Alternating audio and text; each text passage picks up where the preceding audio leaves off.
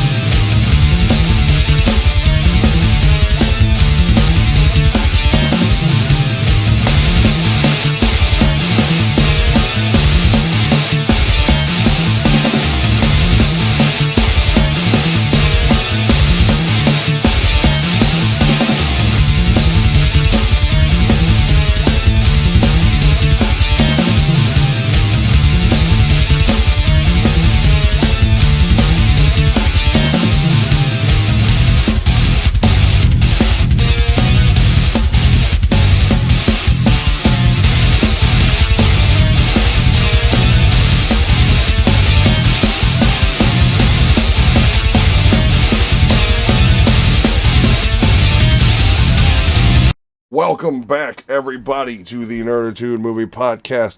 As you can see, it's just the three of us again. Giovanni, do you have any word on what's going on with Lewis?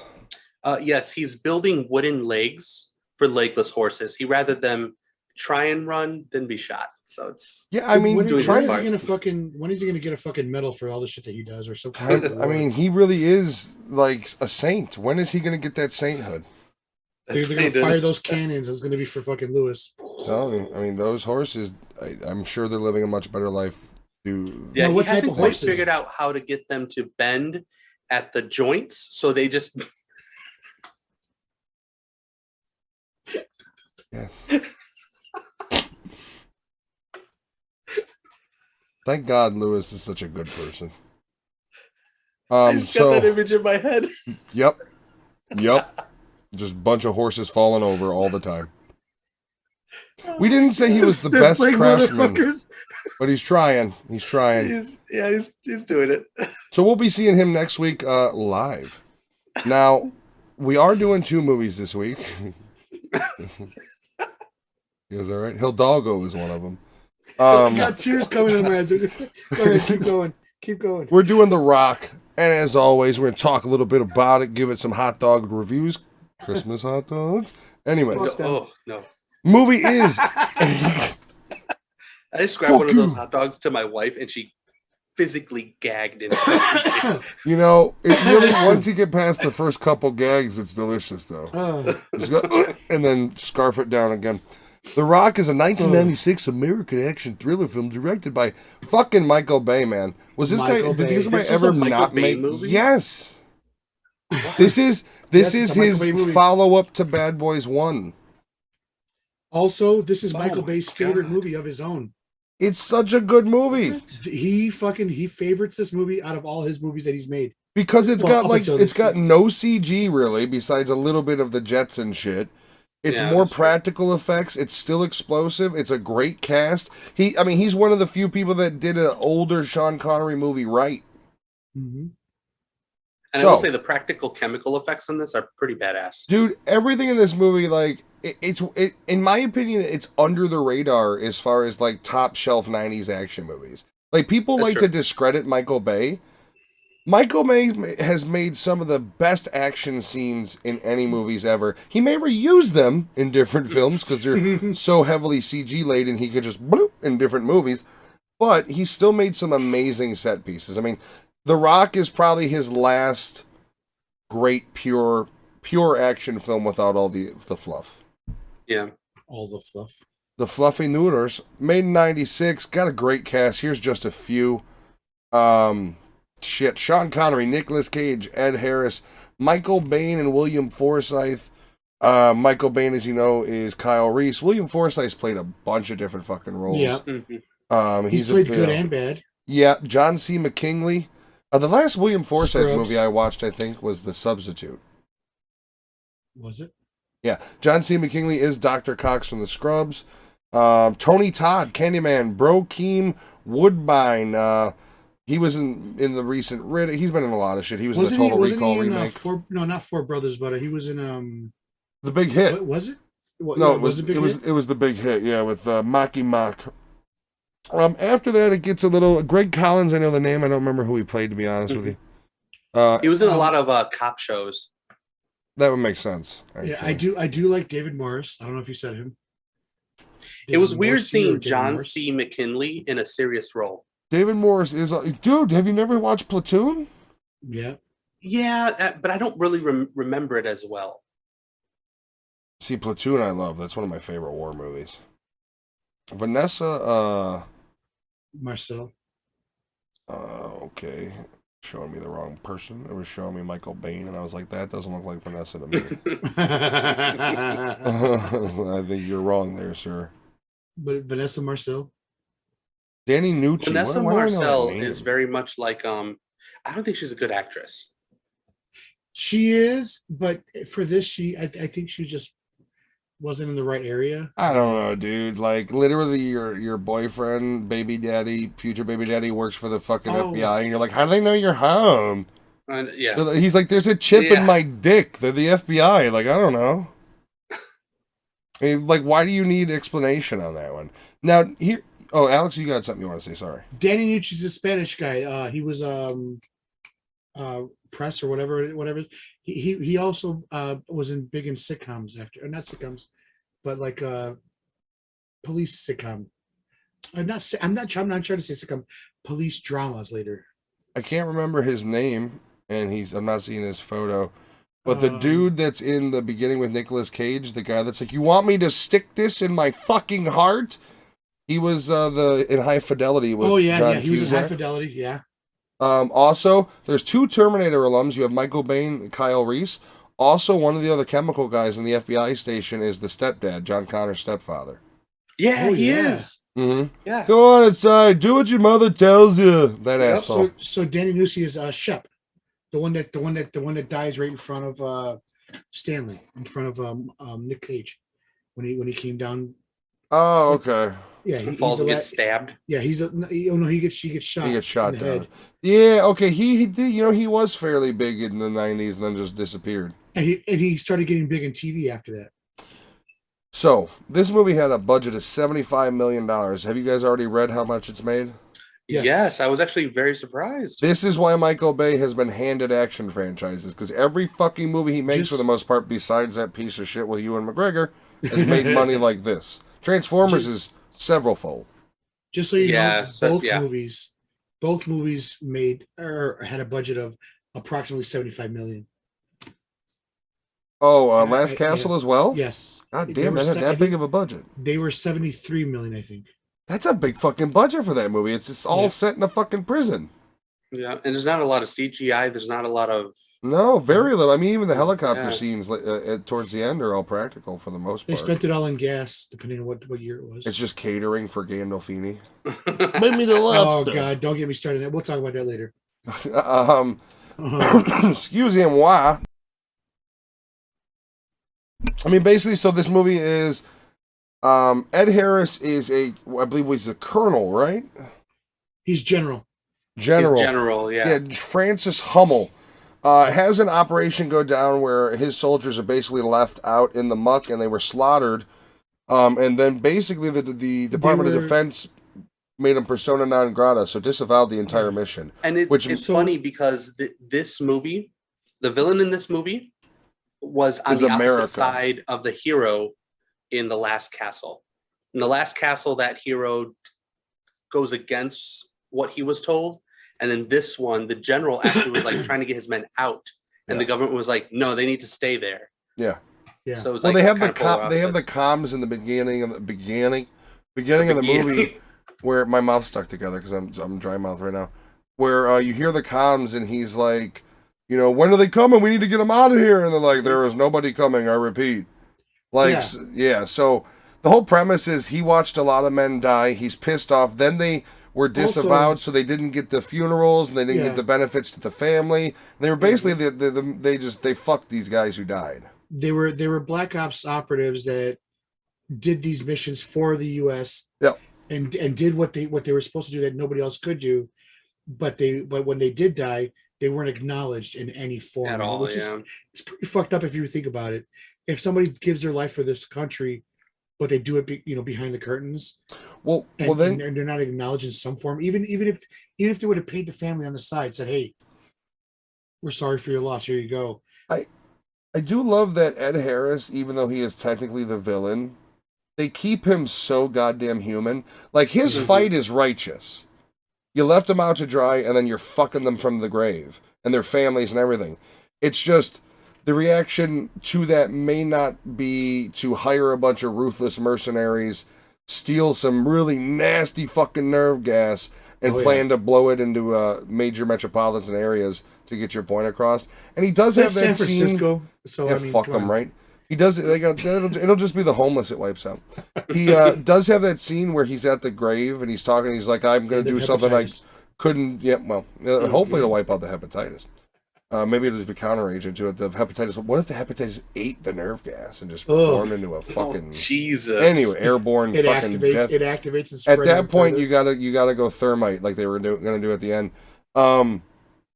And basically, he is holding ransom, and he has so much money he wants, and a certain portion is for all of those guys and their families, and then the rest is dispersal amongst his mercenary people. What was it, like 40 something people that he's it? No, 87. Oh no, is it? Wait, no. No, it wasn't that many. Yeah, I think that. It was 81 hostages. He wanted 87 fallen soldiers. He wanted 100 million, and he even names the military slush fund.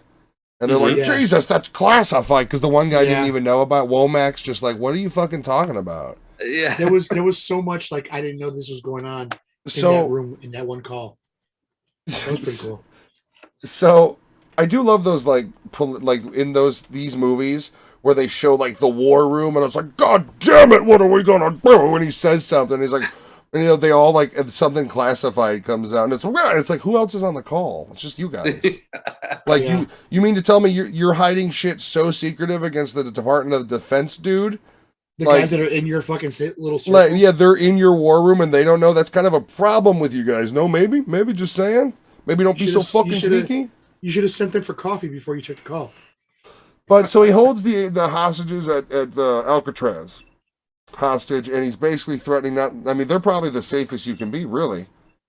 Yeah. They're not the gas isn't going to be shot at them. Also on a little island.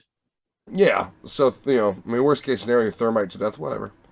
But it is an action comedy, and we haven't even gotten into the best part. Fucking Sean Connery's in this movie. Yep. And he plays probably his most, I love Highlander. This is his most badass role. Yeah.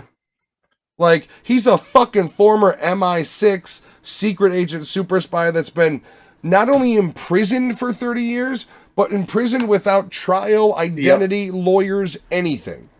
Completely fucked by our government. He has been ghosted and has been sitting and rotting. Because he knows all American secrets. He found some American secrets. We'll get to that. So basically, he's brought in because he's the only man that, and the reason why the prison or the Rock tour guide is saying nobody's ever escaped from the Rock is because they ghosted this guy, so he doesn't exist. But he's the only man to ever successfully escape from the Rock, and they get arrested later on.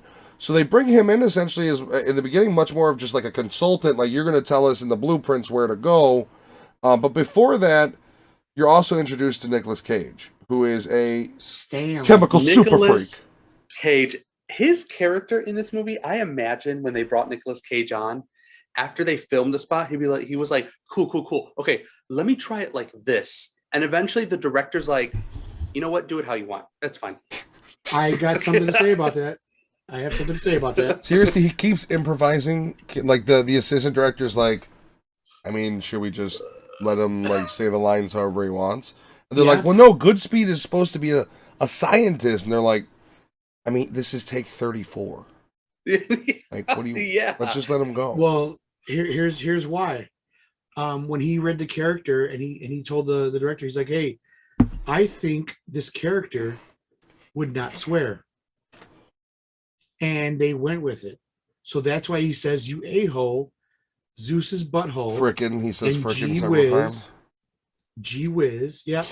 Dude, but he because I guess it was because of the name Goodspeed and Godspeed. Godspeed. You know what your name Goodspeed means, don't you?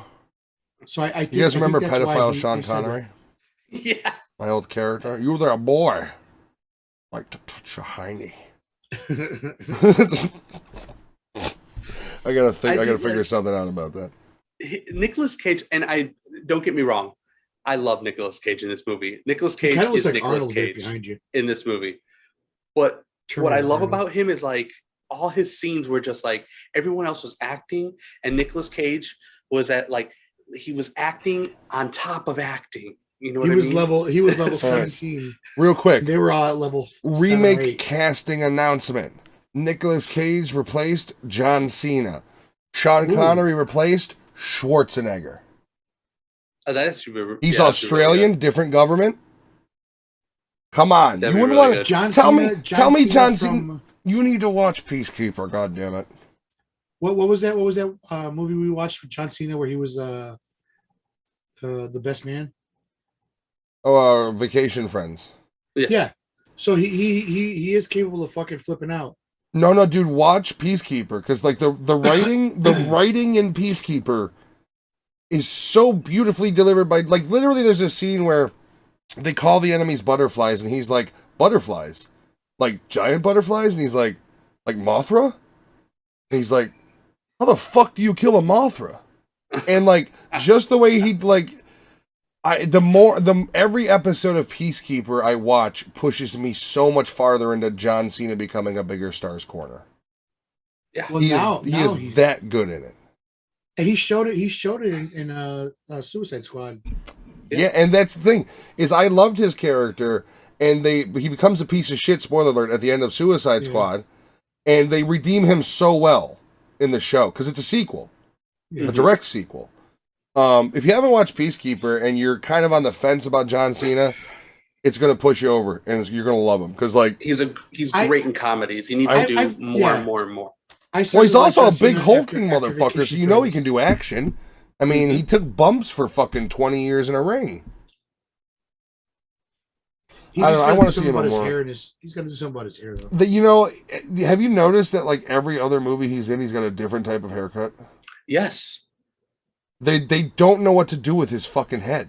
I think he has like these little things in here, and he just fucking snaps it in place. Why not give me a bearded, shaved head John Cena? How fucking badass would that look? Because then the Stone Cold Steve Cena. The little buttons Stone Cold Steve Cena. The little buttons will be showing if he does that. I think if you had, I don't know if he can grow a beard.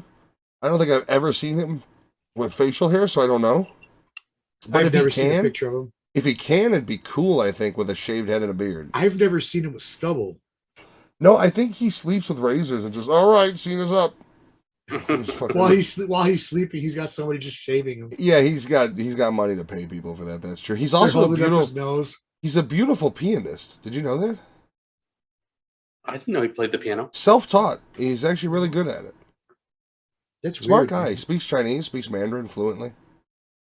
Oh yeah, I heard that. He begs for forgiveness from him like a fucking. Yeah, I'm about to say, let's not get into that. Like a fucking tool. I heard about that. Yeah. Loser. So The Rock. I don't know how I got off on a weird John Cena tangent. I don't know. I'm all in his corner right now. Him. Yeah, I think Schwarzenegger and Cena would be cool. Because Nicolas Cage was ripped in this movie. He was muscular. He if you he wasn't wonder how we know he has an awkward sex scene in this movie. Super weird. And Nicolas Cage makes it weird. Way too much noise. Oh yeah. I'm Nicolas Cage and I'm fucking you. And then when he freaks out when he has to answer the phone, I'm like, who the? Well, then she tells him she's pregnant, and she's like, "You just said you didn't want anybody who brought." And he's like, "Well, gee gosh, a lot's changed since then, huh?" And she's like, "That was just like moments ago." And I'm sorry, I'm on her side. Only a fucking moron would pay $600 for an LP. I'm a Beatlemaniac, a Beatlemaniac. Yeah. It's like, oh, they sound better. No, they don't. Let's end this. They do have a different sound. Different doesn't mean better. You know what kind of? You know what kind of record player and sound system you need at this point to truly get what that sound would be as quote unquote better over CD? You're talking thousands of dollars worth of gear to truly, or at least a very nice, expensive needle for your record player to truly get any sort of real quality from a record. Like, if you're not an audiophile and you don't have an expensive record needle and everything set up, you're not getting better quality than anything. And believe me, I say this as somebody who's got a little record player over here and sadly has Slipknot's album on it, and amongst others. I found it for like $10 somewhere. It was literally the first album, the self-titled. I like the way it sounds, but you're not going to catch me saying it sounds better. There's definitely different sound to it. The pops and all that shit is the pops and the snaps and shit that fucking makes it sound different. I understand it. I like how the vinyl is different because it does have that certain warmth. It's got a lower end on the bass, so you hear a little bit crunchier of the guitars and stuff. I like it. If you said you can only listen to one cut of it, the vinyl on Spotify or the regular, I'd say the regular.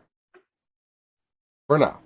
Unless the vinyl cut they had was propped through a thousands of dollar system. That's a different story. I'd pick the vinyl on vinyl, not Spotify.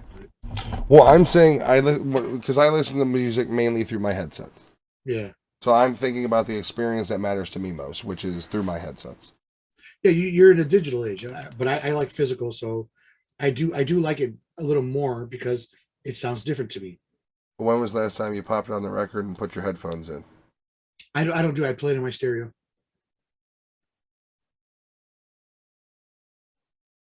I don't listen to music through my headphones ever. I listen to it on my stereo, regardless if it's digital or vinyl. I can't get as immersed in a song if I don't have headphones on. Like I can, but I can't. Like there's nothing better than just like, because I'll do it before bed where it's dark and I close the eyes, put the headsets on, and slowly drift away. Well, yeah, that's different. But I listen to it during the day, so I have an amp that amplifies my. Well, during the day, yeah, it's all loudspeaker shit. Yeah, so that's why I am gonna start using that stupid Amazon fucking thing. Oh, yeah. Yeah, fuck. Anyways, this the movie's Echo pretty Show good, 5. huh? No, So who doesn't know? I give you this movie 17 thumbs up. So I will say dangerously, and they don't address it, so I imagine everybody forgot about it. Nicolas Cage, at a point in this movie, puts a whole row of dangerous, deadly chemicals inside a drain on a light tower and just runs down. You don't remember when he does that? He takes one ball, puts it in his pocket, and they never address whether they find it again. Well, you would assume that he doesn't break him, though. He doesn't break him. No, but I imagine, like, with the explosion and everything and all the energy pumping, I imagine he probably forgot about it.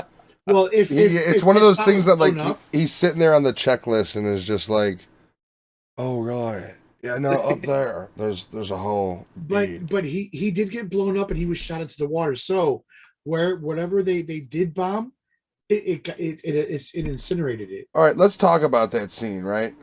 So earlier in the movie, when they're stealing the VX gas, one ball hits the thing and the dude is bubbly in 15-20 seconds.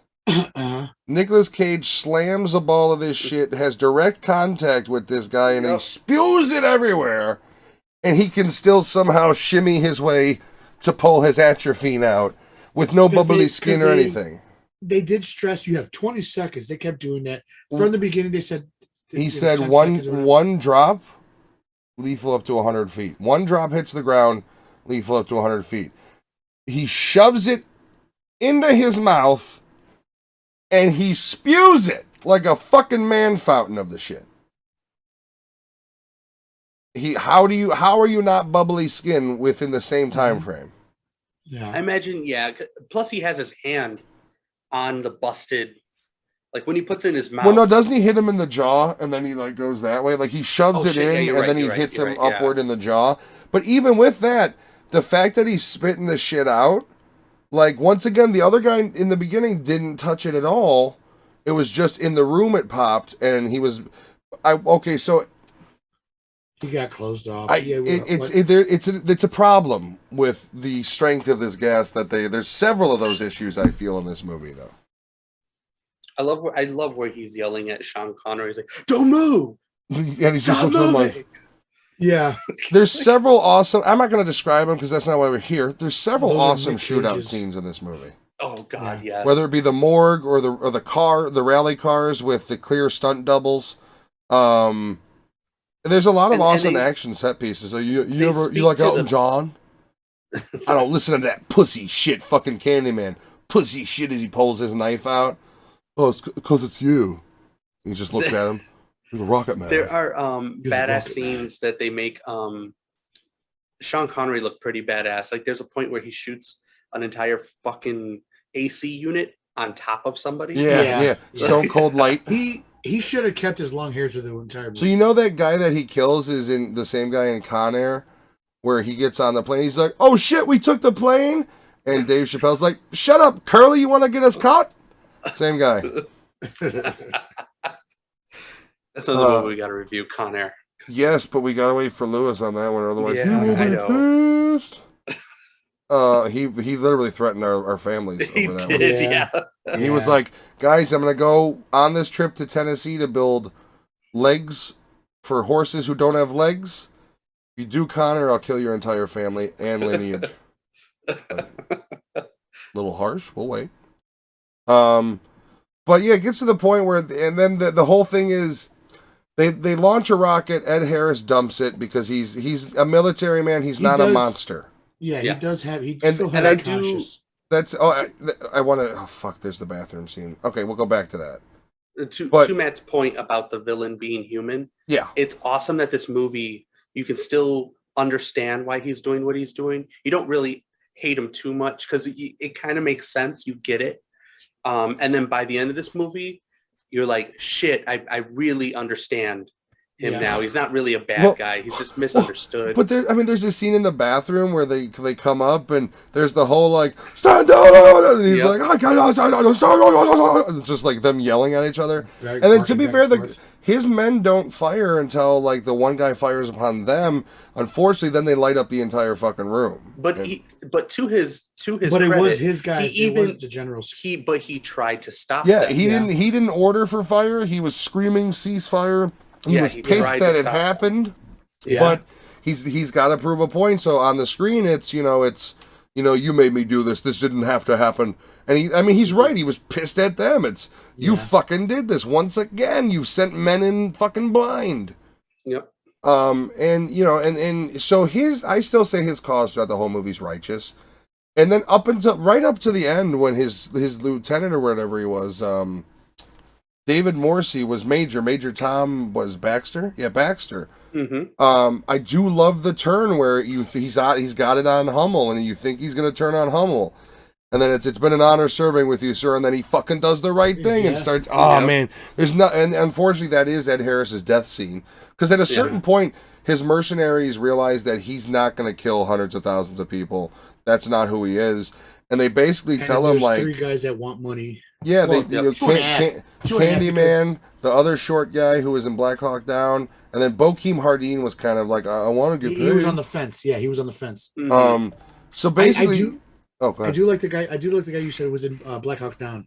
I've seen him. I've seen him in multiple things. He's been in a lot of action movies in the 90s. And it's mostly the country guy, like that. What the hell is going on? Like he plays that dumb guy, but he's not really dumb. Yeah. What the hell? What in tarnation? I know. He does play that character. I don't remember what movie it is, but he definitely plays like a snaky, like not as he's really listening. He's not as dumb as you think, guy. Yeah. I do like that actor though. But they turn on him and basically tell him like, "Fuck you, you weren't," and then it leads to a confrontation to where Major Baxter ends up siding with Hummel. They get into a shootout, which then Nicolas Cage and Sean Connery come to, and it kind of all converges into the final set piece of Nicolas Cage takes these guys, Sean Connery takes these guys, and they do their separate battles.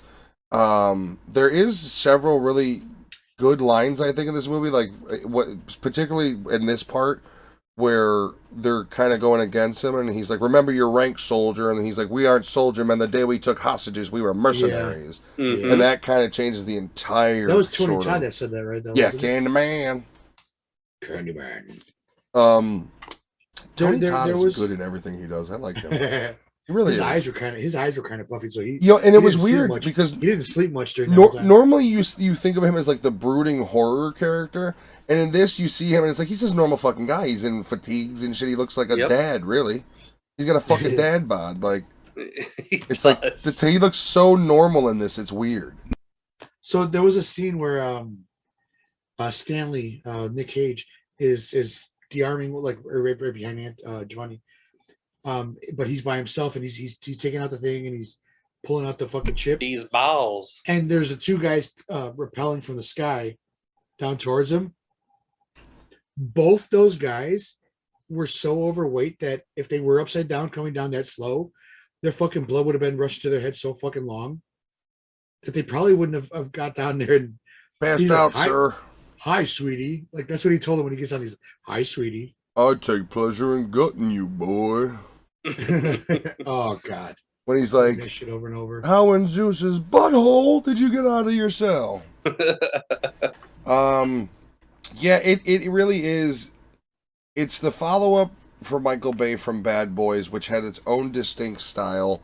I think this movie keeps the Michael Bay style, amps it up a decent amount because Bad Boys was an explosive movie, but really only at the end was it explosive. Yeah, Bad Boys 2 is, in my opinion, Bad Boys 2 is where you see Michael Bay become Michael Bay. I think Bad Boys 2 is kind of his like most Michael Bay movie ever. To a most good I love Bad Boys 2. Probably my favorite movie of his. And then I like the first three Transformers. I don't really like anything after that. I dig all three of the first ones. I agree. Yeah, the first three were good. After that, it gets a little too Michael Bay.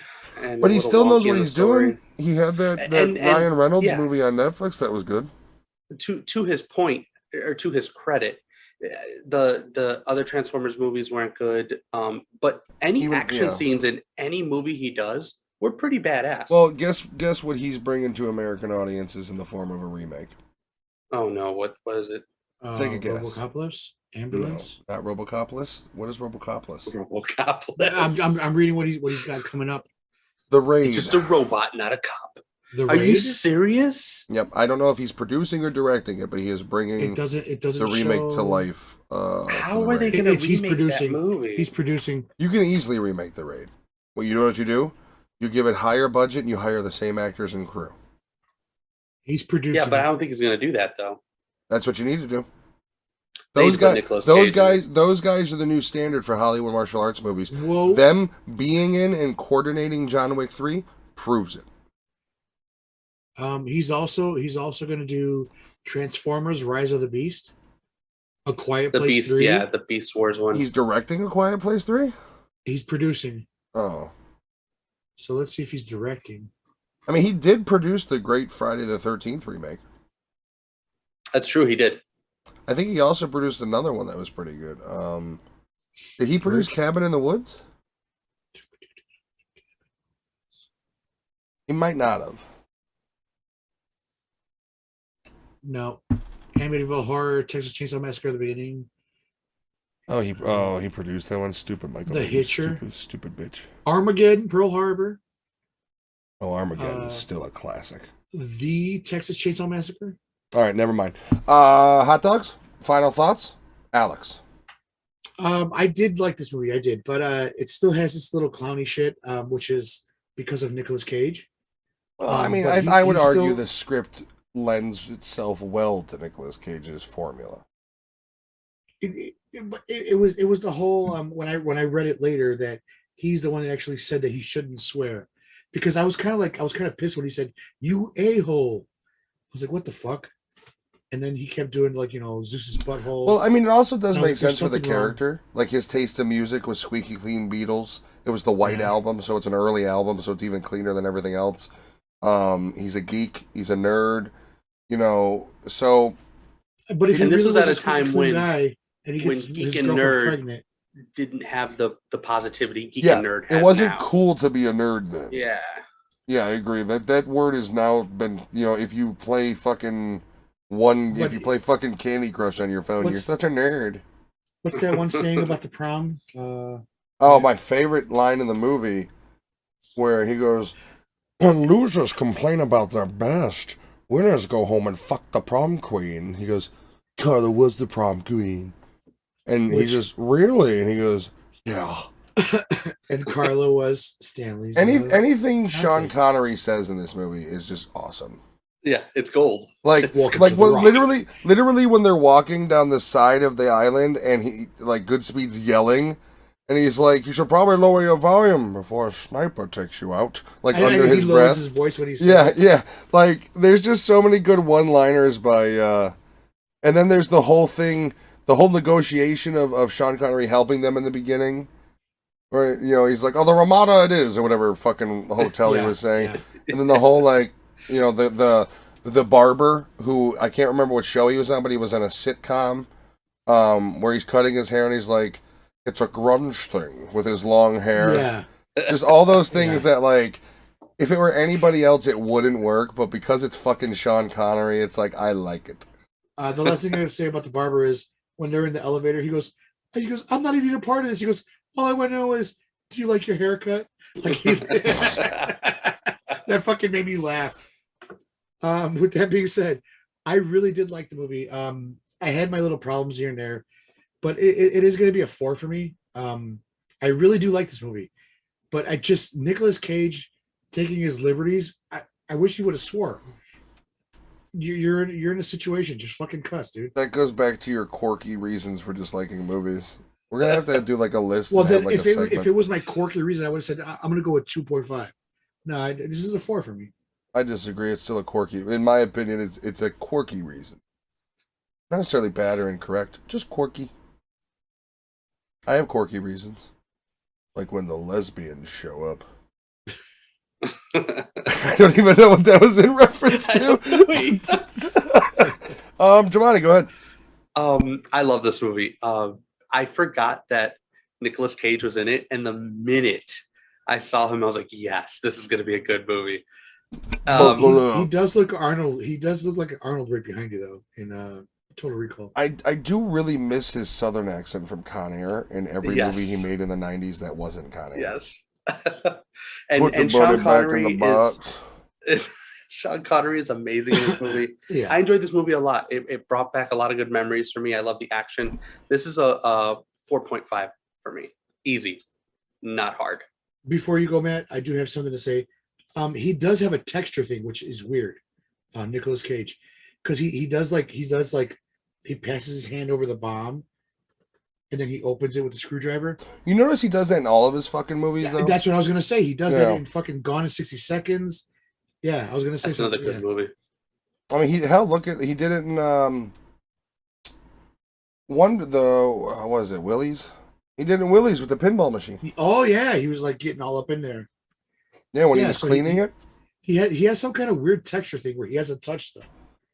Yeah, he does. Where he's always got that one like weird 3-finger hand movement. Yep. Okay, so I wasn't doing. Okay. No, every movie it seems he's got that. I don't remember it from Ghost Rider, but I'm going to assume he doesn't. I mean, he doesn't like all of his movies. I mean, hell, he's doing his movies currently, so he's still. I mean, fucking unbelievable. I want to see Pig. He does it in The Color Out of Space. He does it to the llama when he's telling his kids how llama milk is nutritious and does he really? Life now, yeah. He does it to the llama's back, and then he sets up to milk the llama. And so I know exactly what you're talking about. He does it in Mom and Dad with the pool table. Oh God! And I think his car too. Jesus, what is wrong with him? He's got some kind of texture thing there, man. Maybe he's just only got feeling in like these fingers, so he's like every chance he gets. It's my strong hand. I gotta put it in. All right, yeah, the digits.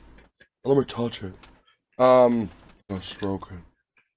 Easy 4 for me. I don't know. I love this movie, but I understand it's. You know, 4.5. I love this movie. There's faults. I mean, there's every big dumb action movie is going to have plot holes. Like, give me one big dumb action movie that doesn't have a single plot hole. You can't find it. But with that said, this movie isn't. I think the flaw that people have with movies like this is they interpret them as though like, oh, that movie doesn't make you think at all, and it's like it's not supposed to. Yeah, no, this is just a dumb action movie. Any action movie is not supposed to make you think. You mean to tell me the first Marvel Avengers movie made you think? But that's got a giant. So So this bullshit about this wannabe artsy fartsy, there wasn't enough. Shut the fuck up. You go to a movie like this to enjoy, and that's why it made $312 billion on a $75 million budget, because people understood back then you can go to the theaters, shut your fucking brain off, and watch a story that's ludicrous from the goddamn very beginning. That's still enjoyable.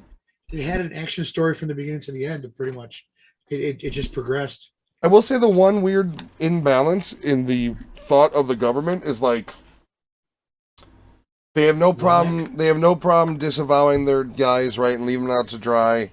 They have no problem holding a dude for 30 years. They have no problem doing this heinous act. Am I supposed to believe that the government wouldn't immediately bomb the island? Yeah. Like, I feel like the government would have, the first thing they would have thought of, like, let's blow it up, let's figure it out. Yeah. Especially at the amount of chemicals they had. Yeah. Well, like, if this is our government in real life, they're going, how do we sink the island and submerge all of it in the water? Absolutely. But, yeah, easy 4.5 out of 5. I love this movie. I failed as a husband. Jen and I were watching it, and she goes, we've never watched this. I was like, no shit. So yeah, piece of shit I am. But yep, we everybody all good with this one, this bitch. All right. Well, all good. We'll be right back. All right, so welcome back. We got coming up next is the last castle. Fuck. For me or you? Alex, or no, I'm sorry, Giovanni. He's a buggy-eyed fuck. Oh, fuck him. We're not talking to him right now. I saw his buggy-eyed fucking face. Let's keep going with this. From now on, you're buggy-eyed fuck. So we got that's my prison name. The Last Castle. Their budget was $72 million. Damn. Worldwide, they made $27 million. Oh, a fucking disaster. Yeah, but I really do like this movie. So let's see, we got Mark Ruffalo couldn't bring in the dollar bills. We got Robert Redford, which I can say arguably is close to fucking the voice of God for what oh god, what's his name? Bruce Almighty, who played Morgan Freeman. Morgan Freeman. Robert Redford is close to being like the voice of God, and Morgan Freeman, and also the other dude from the movie we just talked about. Sean Connery. No, the general. Oh, Ed Harris. Ed Harris. They have these voices that fucking Home Depot guy. They have. You never noticed Ed Harris is the Home Depot guy. It's makes me always want to go buy lumber. The three of them. You want to build a new deck? The treehouse you told your child 4 years ago. The three of them have some really good voices for over, like to do over voicing shit. So we got Robert Redford, we got James Gandolfini. We got Mark Ruffalo. Great. Steve Burton. Steve Burton, who is that guy? Steve Burton. He played Captain Perez. I don't remember him in a lot. Yeah. All right, so we have oh god, I can't say his name. Delroy Lindo, which is General Wheeler, which he was also the main cop from Gone in 60 Seconds. Get the fuck. Steve Burton plays a lot of voice characters for Final Fantasy games. Ooh. We've got, he was in General's Hospital. Oh, was he? Do you ever watch that? Nope. We got. Why the fuck would I watch General Hospital? Do I look like a 55-year-old fucking housewife? Because it's on his wiki. We got Clifton Collins Jr., which I really do like. He played Aguilar. Let's see, who else do we got? That's about it. We got Brian Goodman. You want to talk about Brian Goodman? Yeah. How do you say his name though? Bapura? Biapura? I can never say that name right. And then we got Frank Military, who actually played Doc, who was pivotal in this little thing here. And that's about it. What else you got? Did you even mention the woman? The daughter? No, it wasn't. Wait. Oh yeah. So that's such a fucked up. I mean, it's his own fault. But it's such a fucked up relationship. Like so he clearly made a mistake and he put himself in there. He knows he belongs there. You find out later on in the story that there are officials who feel that he doesn't belong there. Well, I mean, he knows what he did. A lot of them was wrong. Well, see, here's the thing, though. Was it like okay? So the whole concept is he is in a federal military prison because he ignored a direct order, which resulted in men's deaths. Right. Mm-hmm. But yeah, but I don't know. I think was it? I feel like it was wrong in the sense that his actions caused the loss of life. However, most military operations are built on shoddy information and taking a chance as you see it. I mean, how many guys got napalmed in Vietnam on our side by our guys? But here's the thing: I don't think they give enough context for me to be able to say he belongs in prison. Like, as far as I'm concerned, the only reason is he's in prison is he ignored the order. Had he followed the order and it resulted in the same amount of deaths, he wouldn't be in prison now. That's true. Think of it that way. If he would have just followed the order and more men died, he wouldn't be in prison because he followed the order. He probably would have ended up with it like a desk job or honorable discharge. Men die in battle. Okay. Men, he was a general. That's constantly war. There is strategic errors in war that make casualties. Right. So, like I said, he's not in prison for men's deaths. He's in prison for disobeying an order. A direct order, yeah. But because it resulted in death, he's in prison. Which I don't honestly know how much of shit like this you actually saw. Or do see. I don't know. They didn't give you enough information. But once again, it could be a story like Ed Harris's story, and we just don't know it because, or Hummel's story where he was they left him out in the fucking rain, the cold. We don't know. Mm-hmm. But basic premise of this, this is a movie I will say does not feel like they spent $75 million. I feel like $40 million of that. I feel like $40 million of it is Robert Redford and James Gandolfini. Yeah, because even the set piece, it was a standard rundown building. They didn't have to do much. It was an old prison. Yeah, I mean, renting the military weaponry for scenery, there was not much going on. This came out in 2001. Oof. That's a lot of money for a one still. Yeah, for $72 million. But my question is, when this movie came out, what coattails were they trying to ride? Let's see. I don't know. That's the thing, is this movie feels out of place for 01. Yeah, I'll just look up military movies from 01. It was down on his October 19th. Turns himself around, who redeems himself. I don't know exactly what this was trying to follow. I mean, you know what I think this was, in all honesty? Well, actually, 01 was a big military movie. Right, yeah. You had Behind Enemy Lines, I think this is probably the biggest. Mm-hmm. But Black Hawk Down came out in 01. Enemy at the Gates came out in 01, which was another more military drama, much like this. Then you had some smaller ones. You had Conspiracy, which was a weird movie about Nazis. It was just a weird one. Look into it. Pearl Harbor, which is probably the biggest competitor, which is Michael Bay's. So 01 was full of military movies. I mean, you could say that. The Last Castle is obviously on the list. I mean, but with this list, you don't stand a chance. I mean, how many military movies are audiences going to watch? You mean to tell me they're going to go see Last Castle? Relatively small movie, considering the cast and the scope of it compared to Pearl Harbor, the Michael Bay, one of Michael Bay's few not great at all movies. Not only that, unlike most, you can't loop in military movies with your typical action movie with your it's a niche market for military movies, I feel. Yeah, and I will say this movie didn't really have action. It was a little bit. But it's not an action movie. It's more of a drama, for sure. What's really strange about this movie is that a couple months later, it was the September 11th. I thought you said October 19th. No, this came out October 19th. September. Oh shit! Yeah, before. That was a month after. I fucking went backwards. Shit, I gotta lay off the sauce. This motherfucker doesn't know his calendars. But even with that's the reason why they made the movie then.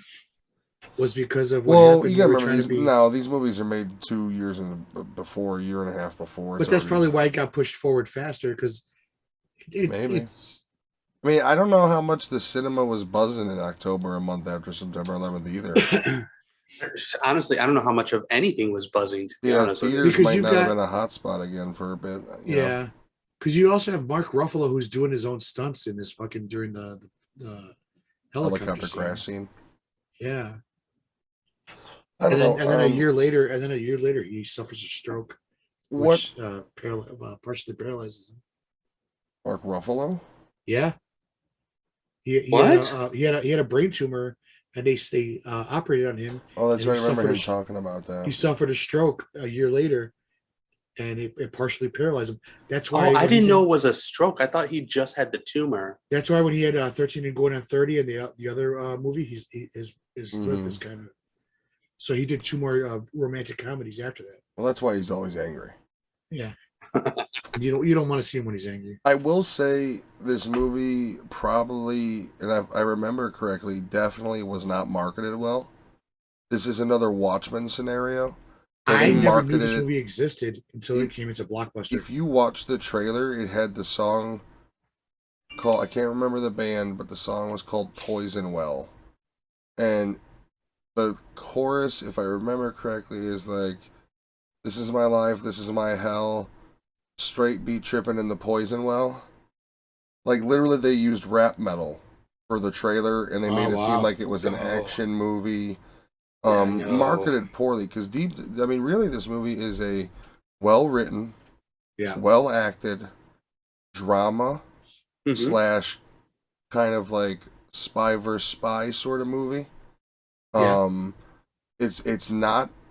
It is very vulgar. I mean, from first step, it's the language, and it's violent, and it is how you would expect military members to be in prison. There's discipline, but they're all still caged beasts.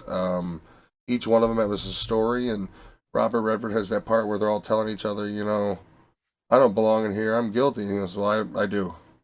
Yeah, I did my crime." The only difference between you and I is that I know I belong here. He's got a certain honor where I think in his head, if he hadn't disobeyed that order, he himself would have protested his imprisonment. But he seems like a man who's living with the demon of like causing the lives of his men, and he probably was in a situation that just was like, I think our best chance of survival is if I make this choice despite what they're telling me to do, and that still resulted in their death, which I think was the problem. I honestly, without the context, it was probably a situation where men were going to die regardless. Yeah. And no matter what, he tried to make the lesser of the two evils as a judgment call, and it just happened to conflicted with direct order. Yeah.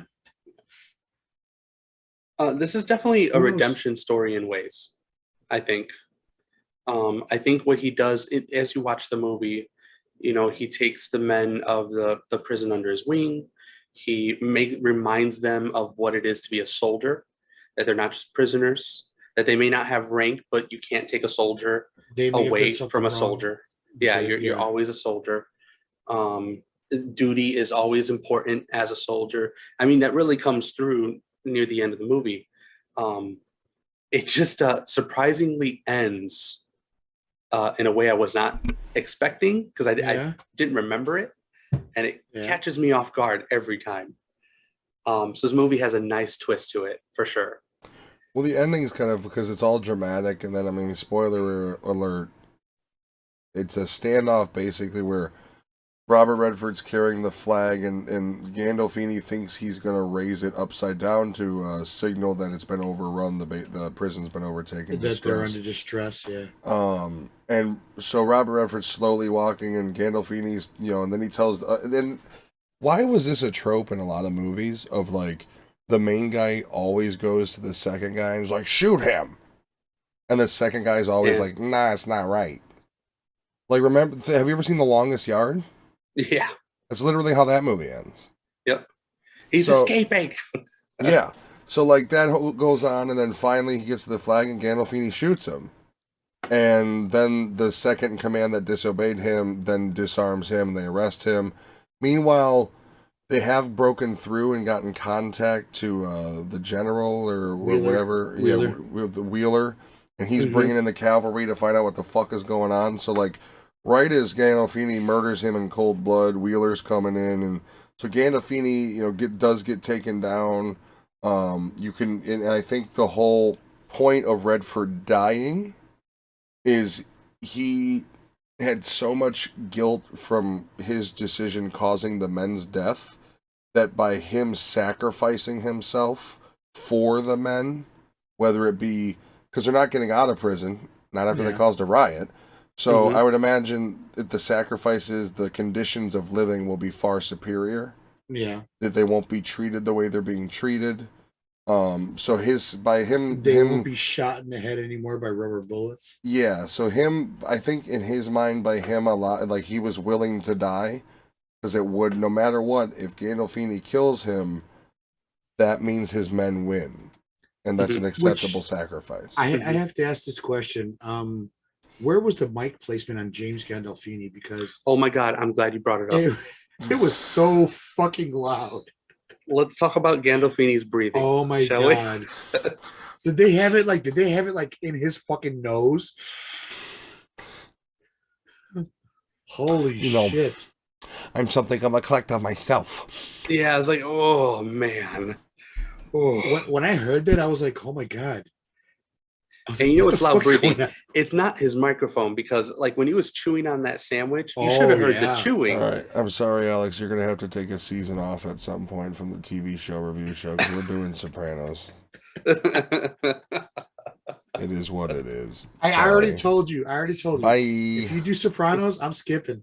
Bye. I am gonna skip it because I tried to get into it, but because the sunshine was out, a bird sat on his stoop and it pooped, and that angered him. His eggs came out overrunny. If you don't like Sopranos, I don't know if you'll like Boardwalk Empire. I'd say they're shot differently, and they're different. I wouldn't necessarily say that. Is it the slowness of Sopranos? Because Sopranos is a slow burn. I don't know what it was about Sopranos, but I went through 4 seasons of it, and I just fell off. I'm like, God, I can't fucking do this anymore. Maybe it was just like the how. There's literally only like 5 seasons. I watched most of it, and then I fucking quit. Was it 4 or 5 seasons? I don't know. It's 5 seasons, I believe. Yeah, it's 5 seasons. It's not a lot. But whatever it was, dude, it just. Well, you got to remember, you did quit in the season that was during the writers' strike too. So like, you literally gave up on the show during the writers' strike. You're like, that happened to a lot of shows that I was watching during the writers' strike. A lot of shows did take a pretty heavy hit. Chuck was one that I was really into, and when the writers' strike happened, I stopped watching. You know what show never got bad? The Office. That's true. Was that during the writer's strike too, or no? They had a shorter season during the writer's strike, yeah. Mm-hmm. But I mean, there were so many people that were on that show. That show is so much different, yeah. It's also a lot of improv, which you don't write. Yeah. Like I'd imagine they had episodes that was just like, "Here's your direction, go." Yeah, there was a lot of good comedians on that show, and I think they had enough experience under them. I mean, he literally had. I think he was Second City. Yeah. Or the Groundlings, one of them? I think it was Second City. Yeah, he was in one of the big improv groups. So, speaking of a movie that's not improv, Last Castle. Now, their salute, wasn't it? And then... Yeah, because it was illegal for soldiers to salute. That's also really kind of fucked up. It wasn't illegal for them to salute. It wasn't illegal. They just didn't want them to do it. They wanted to. Oh, that's right. They don't allow. They wanted to keep them, as far down and like animals. Yeah. Yeah. And that was just that was probably the most minor of punishments. Clifton's character Aguilar, dude, when he had to stand outside. Oh man. Oh man, that was rough. Like it's like shit, dude. I felt bad for him. I felt bad for his character. I really like that character though. I liked Aguilera. I do feel this movie does an incredible job of making you give a shit about the characters. Oh yeah. Yeah. Even the ones that are present. assholes. Yep. What's his name? The guy who's supposed to be this The is Mason whites only guy? wall. What? Yeah. What is it? Shit, what's the actor's I can't name? say his name. It starts with a B. Alex, We talked about it earlier. The guy in the back of your photo, the big guy, the bald guy. Yeah. I feel like he's the one that calls him dude and right. I feel like in this photo, he's like they're all like talking about like how they're being mistreated, and he's like, "More jokes about the shape of my fucking head." Like, that's his only over there? Yeah, that's his only complaint is like, "Stop making fun of my egg-shaped head." No, it's not Easter. No, you didn't find me in a basket. He looks like he's related to Brock Lesnar with the same fucking color eyebrows. Yeah, it's called it's called Cro-Magnon. All right, you guys want to wrap up and give, Brian Christmas Goodman, dogs? that character, I liked him. Sounds like a football player's name. Even though he was a dick. Wrap up. Christmas hot dogs, Alex. No, I don't like fucking Christmas hot dogs, so I'm not going to go with that. So I pass. No, I'm going to go with regular hot dogs, fucking with ketchup relish. No, actually, you can't put ketchup unless it's on a packet. Mustard. Well, in Chicago, you're not supposed to put ketchup at all. Yeah, you can put it with the packet. You can do it yourself. You go to the gallows. Nope. Yeah, I'm gonna tell you right yourself. now, if you don't have tomatoes, you can on put that it yourself. no, you're not supposed to. I don't like tomatoes. I like the liquid tomato.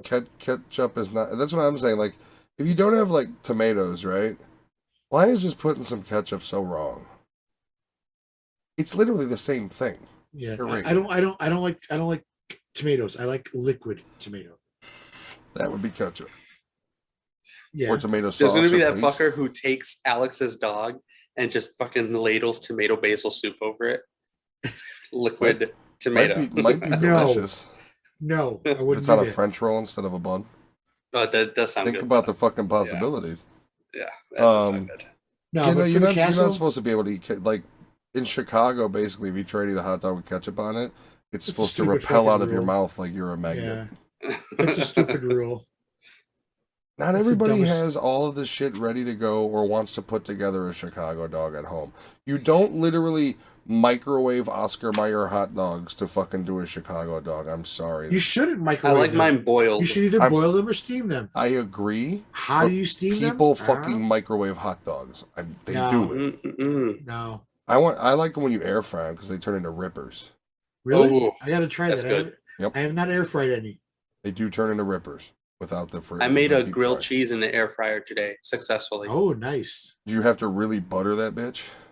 Not only that, you have to really watch it, like every 2 minutes in there. Why not just pan fry? Is it on again, off again? Because I wanted to just try it out, see if it worked. It's like I tried it in the toaster. Don't do that. Not good. You know what works in the toaster is fucking garlic bread. Yes. Frozen garlic bread. You get a good toaster. You don't need my wife threw it in the oven tonight, and that's what we had with our filet mignon. Well, we had this old piece of shit toaster for the longest time, and then we finally bought a new one because I was like, I'm tired of this old piece of shit toaster. Throw it away. And so I bought a new one, and I was like, I don't want to turn on the oven, and I don't want to air fry this. Toaster it is, and it turned out the best goddamn garlic bread. Like, I love garlic bread now. You know, sometimes when I don't have to worry about my time. I throw the fucking bread in the fucking toast in the air fryer, and I toast my bread. If I'm not worried about it, I give myself 7 minutes. Just let it fucking toast. I really want to figure out how to make those Starbucks egg bites. Oh, they're not hard. That'd be nice. You have to have a pressure cooker. I do have. No, you can do. You just put them in the silicone mold and boil them. You can cook them technically in the oven. You just cook it like a cheesecake. In a cookie sheet? Put it in a special pan, liquid around. Cookie sheet. So you can do it that way too. Now, what if I were to take them, put them in a silicone mold, and put a lower level of water and boil it? Would that cook them that way too? No, that'll probably, Because the recipes I've seen all show the fucking Insta cooker, the pressure cooker. Yeah, because it's the easiest way to do it. We have one. I should probably just fucking use it. Stop being a bitch. I've never had a pressure cooker. And make sure you use it right, because if you listen to Anthony's story, sure. He should have been able to cook 3 chicken breasts in like Wasn't it 5-6 minutes, and it was chicken breasts. It was supposed to be 5-6 minutes, and it took him an hour in a pressure cooker. No. I've used the pressure cooker before, but we have an Instant Pot, so it's kind of dummy proof. Wasn't it something that his wife tried to cook for him, and she undercooked it? No, it was chicken in the pressure cooker, so they never used it again. Yeah. So they have one, they never use it, and that's why they want to get an air fryer. Air fryers are the way to go, though. I won't protest I love that. We've made chicken legs in the air fryer, and it came out well. Yeah, it came out pretty good. And that's the last castle, everyone. All right, so for the last castle, I did enjoy all these actors. They were all really good. Redford, he did Sneakers. What's up? Bob. Yeah, Bob Redford. Yeah, Bob Redford. Yeah, I'm a friend. Sweet. I'm glad you know him. Good friend. He was good in this movie, but when you compare him to the movie Sneakers, he was more of a comedic, like throwaway. His dialogue in Sneakers, it was garbage. So when I saw him in this, I was like, what the fuck? I liked it. That's the only movie you compared to Sneakers? Yeah. It's just because those are the only ones that stuck in my head. Fair enough. But like he still played the same character, but he was still like a comedic role in Sneakers, but they didn't give him a dialogue that helped him like they did here. The hard ass in this movie. Man, in this one, yeah, he is. So for this movie, I'm going to give it a 4.5. I really did like this movie, and I've always liked it. James Gandolfini, I didn't realize how he had a breathing problem until I saw it the second time. Maybe that's what it was, or he had too much Capoli. What do you call it? What do you like to eat? The Capoli. I can't remember the meat. Well, the gabagool. Gabagool, yeah. Gabagool. He had too much gabagool in his fucking literally, it's capicola. How do you get gabagool Whatever. out of capicola? I don't get that. I don't know. Fucking Italians. But this movie is a 4.5 for me. I really did like this movie, and I think it would have did a lot better had it been marketed right. It should have been a blockbuster for a drama, for that year. Yeah. It was a really good movie. I don't know. But 4.5. I do like this movie as well. I did enjoy it. I felt that James's character as, what was he? He wasn't a general. He was he was captain. So he never served. He never served active anywhere. duty either. And Robert Redford has a line where there's a guy with a collection this great is clearly never served. Yeah, a guy with the collection this great has never served time or whatever. I don't remember what his actual rank was. But he Dickface, is that a rank? He played his role well. It just he was a colonel. He was a colonel. Okay. For the individual he was as an actor, it was weird to see him play the role he did, because I felt that the colonel, the collector, if you will, was a bit more nerdy. COL. Didn't have much of a presence in command, but was a little bit more ruthless because of it. And I felt maybe a smaller guy. It wasn't a ruthless. He liked the power that he was having, and he wanted to show it. That's what it was. I mean, this is 01. Nah, I felt he was ruthless. Who would you cast in 01 for Gandolfini's role? Oh, I have no idea. I'm terrible with that. I couldn't. Right. You're gonna. What do you got? Tom Cruise. Oh, for the villain? Yeah, for Gandolfini's role. But has Tom Cruise ever played a villain? Or is he in real life? Yeah. Or is he a Tom Hanks? I know. Or is he a Tom Hanks where he says, "No, I can't be a bad guy"? I don't think he has ever played a villain. I don't think so either. See, so I don't know if it would be believable then. What do you mean believable? Plus, with his age, wouldn't he be a little young? Wouldn't he be a little young for? Well, he wouldn't have confidence in himself. He wouldn't have confidence in his own character. You know what I mean? He wouldn't have confidence in his own character. Tom Cruise has that goofy Scientology confidence. He's got all the confidence. Yeah, but you think he can be a villain? We gotta find a way to make him a villain. I mean, they're talking about him potentially being fucking Tony Stark. No. Apparently, there's rumor of no. The Dr. Seuss Multitude of Madness. Dr. Seuss. There's going to be different dimensions that they'll show with different people playing Tony Stark. Okay. And he's but rumored Tom Cruise as a Tony Stark. Oh, I don't know about that. Yeah, is he gonna have like prosthetic like he did in Trump or something? It's probably gonna be a sort of like joke, different dimensional thing, where like there'll be celebrity cameos, but it's not gonna be like real. You know what I mean? Yeah. It'll just be like, this is what the other dimensions look like, and it'll be Tom Cruise as Tony Stark. Like, I am Iron Man. Like that whole thing, or whatever. I don't know who would be. I mean, you guys haven't given. Who would be good for Gandolfini? I can't think of that. Ed Harris. He's a good villain, but I don't think for this one they wouldn't have been, because Ed Harris is believable as a What's his face? military person. Donald Sutherland. Okay. Morgan Freeman. What is it? What do they call? Morgan Freeman would be a good one though. He would have done a good job in this role for sure. What about Christopher Walken?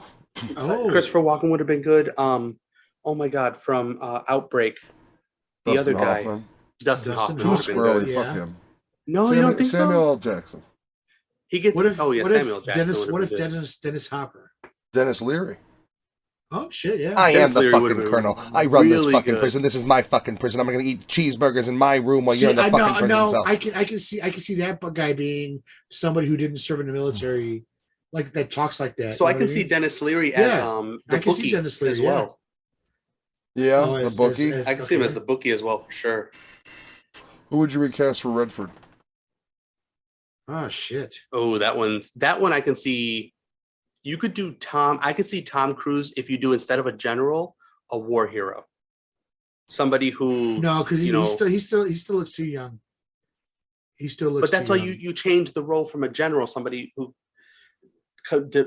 commanded, to somebody who survived, and then he can still gain the respect of the other prisoners for his feats in the field of battle. How about Clint Eastwood? He could be very racist. Oh Jesus! He's way too old, I think, at this point too. Yeah, he would have been. Even back then, 2001. Holy shit! Robert Redford is 85 years old now. Jesus. Yeah. So 20. So it'd have to be somebody in the 60, 65 age realm, actor-wise, to make sense. What about Tommy Lee Jones? Kind of like him for the villain too. Yeah, that could be that too. How old was he in 2001? The Tommy Lee Jones. I don't think he's that old. Or Gene Hackman as either. Alan Arkin. He's 85 as well. He Alan would fit Arkin the is. age. Oh wait, Alan Arkin is the one from Rocket Man, right? Or Rocketeer. Yeah. Yeah. What are you doing? Yeah, that would have been more of a comedic though. Tommy Lee at the time would have been 55. Yeah, he would have been good for either role. That's true. Yeah. Willie Nelson would have been great for Robert Redford's role. Do you think he'd act? Well, he was a hippie back then anyway. No, I mean he's done playing acting, Redford. That would have been him being the Harrison Ford. I think probably would have been a really good casting for him. For Redford, the good guy. I don't see him playing the bad guy then. No, I think the bad guy needs to be younger because there's the whole sort of they've never served. They've never served. Yeah, that changes everything. Then I can see Tom Cruise as like, you're wet behind the ears, kid. Shut the fuck up. Yeah, I could see that then. Yeah, I don't know. That's a hard one. I mean, everybody else is kind of easily interchangeable with random up and coming celebrities at the time. Like, I could see Jack Black as Clifton Collins Jr. Mm-hmm. That's true. Finally showing his different, because he's a good actor. You could see Vic Mackey as the tough dude. What's his name? Oh, the dick who's actually likes is a pretty decent dude. Yeah.